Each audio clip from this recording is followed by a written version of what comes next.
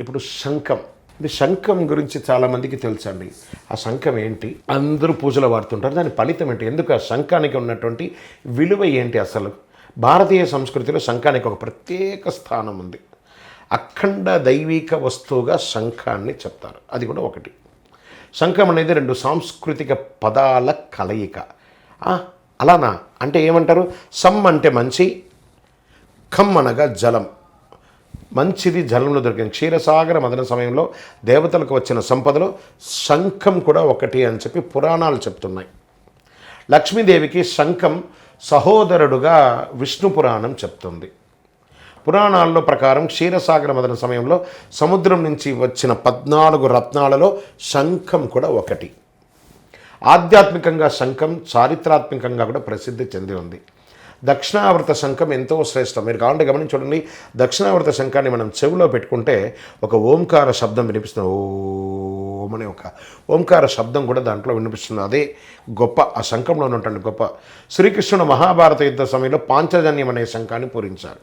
అదేవిధంగా అర్జునుడు శంఖాన్ని దేవదత్తంగాను, భీముడు శంఖాన్ని పాండ్రికమని, యుధిష్ఠుడు శంఖాన్ని అనంత విజయమని, నకుల శంఖాన్ని సుఘోషానామంతో, సహదేవుడి శంఖాన్ని మణిపుష్ప అనే పేర్లతో పిలుస్తారని మహాభారత కథ కూడా చెప్తుంది. వారందరూ కూడా శంఖాన్ని వాడి ఉన్నారు. వైరి వర్గంతో యుద్ధానికి తలపడేటప్పుడు శంఖాన్ని పూరించడం అనేది యుద్ధ నియమంలో ఒకటిగా వచ్చింది. విజయ సూచిక కూడా శంఖాన్ని పూరించడం ఒక ఆచారం. లక్ష్మీ శంఖం సముద్ర తనయుని విష్ణు పురాణం తెలుపుతుంది. వరుణుడు, చంద్రుడు, సూర్యుడు శంఖం యొక్క పీఠ భాగంలోనూ, ప్రజాపతి ఉపరితలం మీద, గంగా సరస్వతులు ముందు భాగంలో ఉంటారు.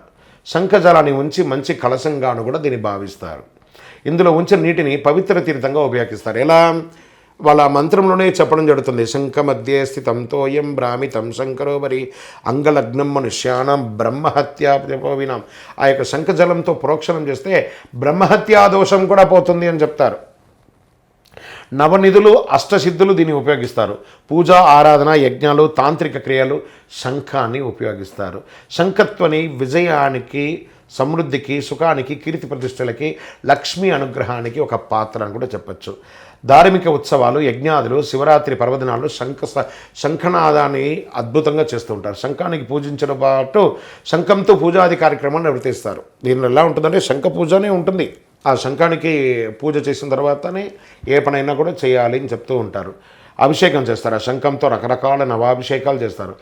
శంఖంలో కూడా వివిధ రకాలు ఉన్నాయి. దీని ఆకారాన్ని బట్టి దక్షిణావర్త శంఖం, మధ్యవర్త శంఖం అని చెప్తూ ఉంటారు. వీటిలో లక్ష్మీ శంఖం, గోముఖ శంఖం, కామధేను శంఖం, దేవశంఖం, సుఘోష శంఖం, గరుడ శంఖం, మణిపుష్పక శంఖం, రాక్షస శంఖం, శని శంఖం, రాహు శంఖం, కేతు శంఖం, కూర్మ శంఖాలని ఇన్ని రకాల శంఖాలు ఉన్నాయి.